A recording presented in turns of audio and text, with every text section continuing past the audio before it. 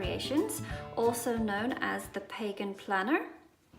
I'm so excited to be with you today to be sharing a little bit about Lapis Lazuli. So first of all, let me show you a little bit about my planner.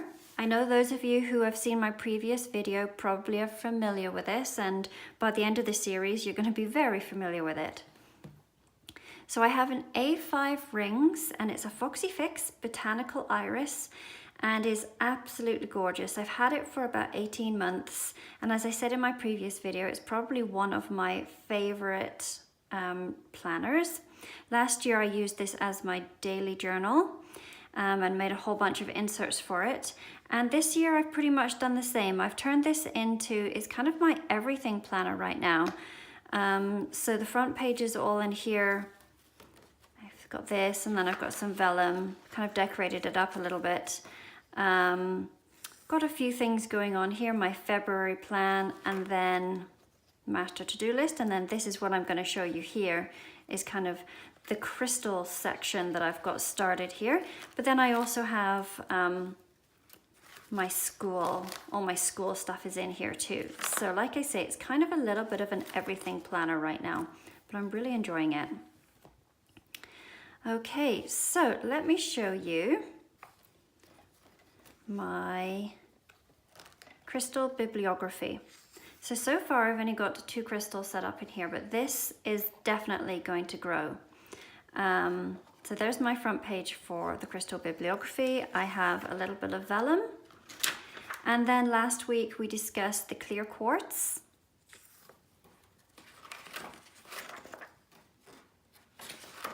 And this week we're going to talk about Lapis Lazuli.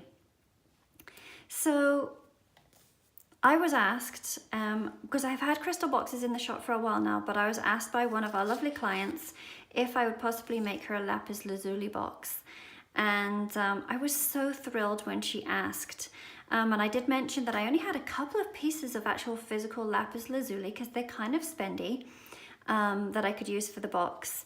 But then, so you could buy them with a crystal, or I made up the boxes without a crystal, and she was happy either way. So this is the spread that I've done with the Lapis Lazuli. So let me tell you a little bit about the lapis itself. It's a beautiful blue stone, like a very bright blue. Well, there's different shades, okay? So you have the blues, and then you have ones that are more purpley, and then you have ones that have a lot of golden flecks through it, because they do have pieces of pyrite, which is also known as fool's gold, inclusions in some of them. So every piece is going to be different. There's only a few mines around the world. The majority of them are out in the Middle East, especially near Afghanistan. We do have a couple of mines here in Canada, but like I say, the majority of the mines are out in the Middle East. And so a lot of the history that we know about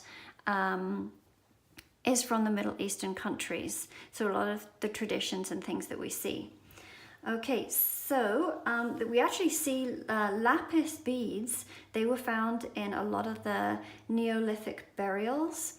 In fact, the funeral mask of Tutankhamun, he had lapis in there, and you'll see a lot of their little statues have like little lapis beads for their eyes.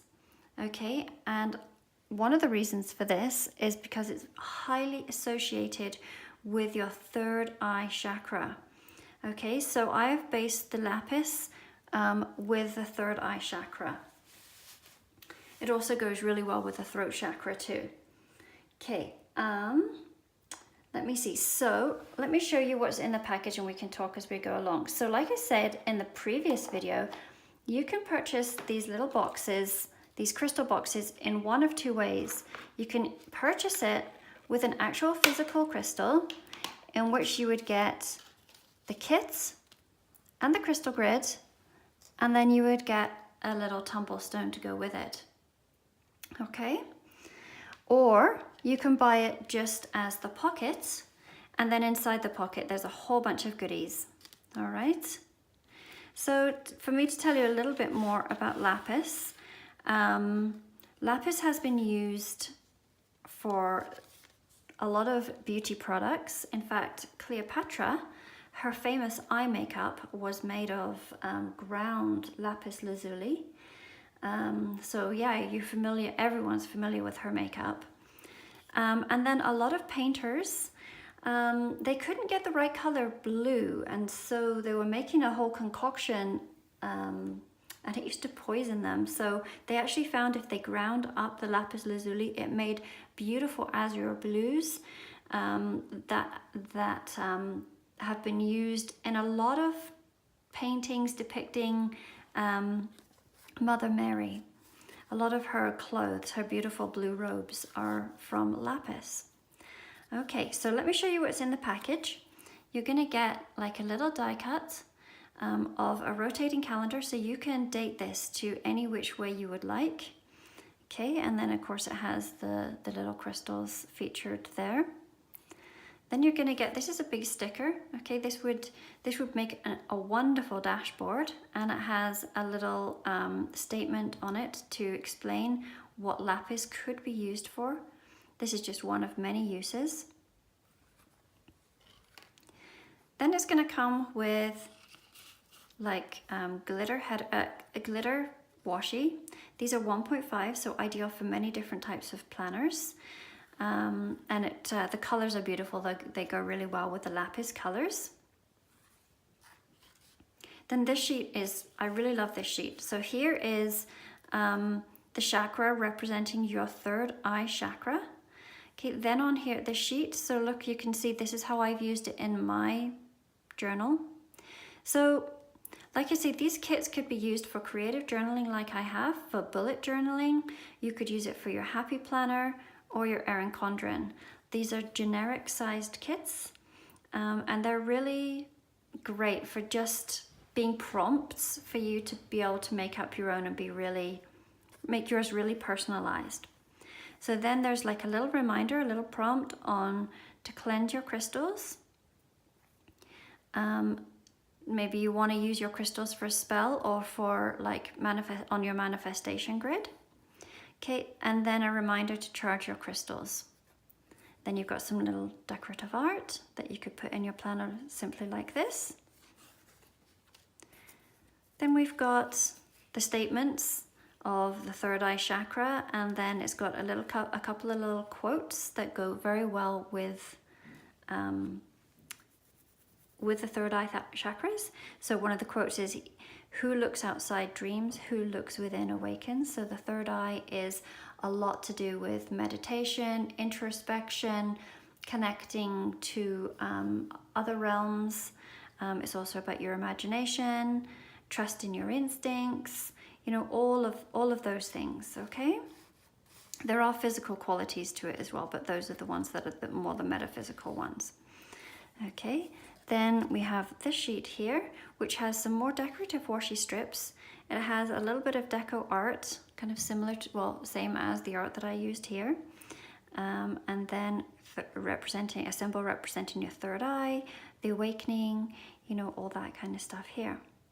All right, and then it comes in, like I say, a cute little pocket with our logo on the back.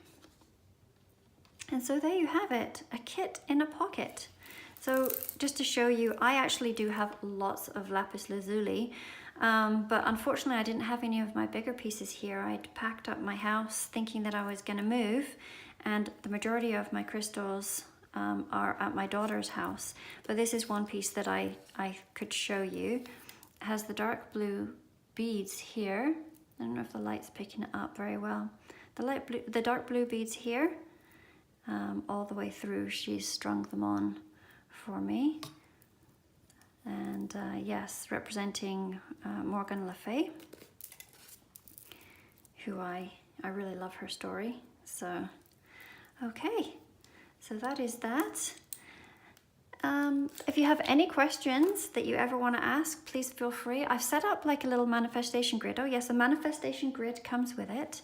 This is an extremely simple little manifestation grid. You can use all the same crystals, or you can use different crystals depending on what you want to do. So mix and match.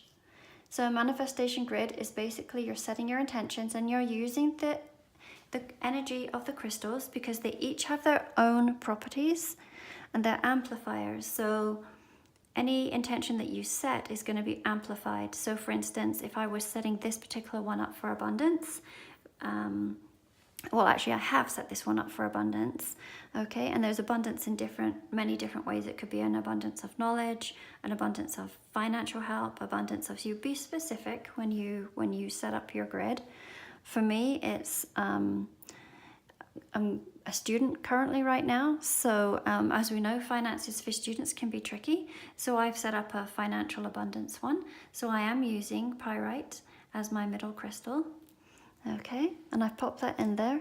And then for the sake of the video, I have used the lapis to surround it. So with this grid, I'm kind of intending that I will come up with, because like I say, the lapis is connected to your third eye. So for me, I set the intention that I'm going to come up with some good ideas. So using my own inner thoughts, I'm going to come up with some good ideas of how I can make some extra money. Okay, so I'm not just leaving it out there randomly for anybody to take care of. I'm taking care of myself.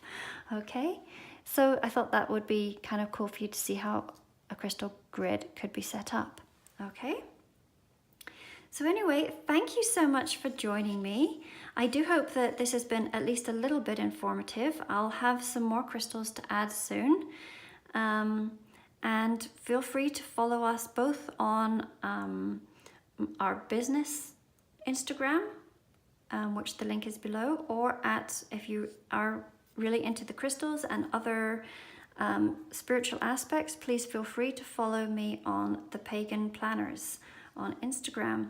And if you would like to take a peek at Aurora's site, she has some really cute hand-drawn characters, and she shows kind of like the family side of life and running a business. So yeah, feel free to join her too. That would be wonderful. So much love to you all. Bye-bye.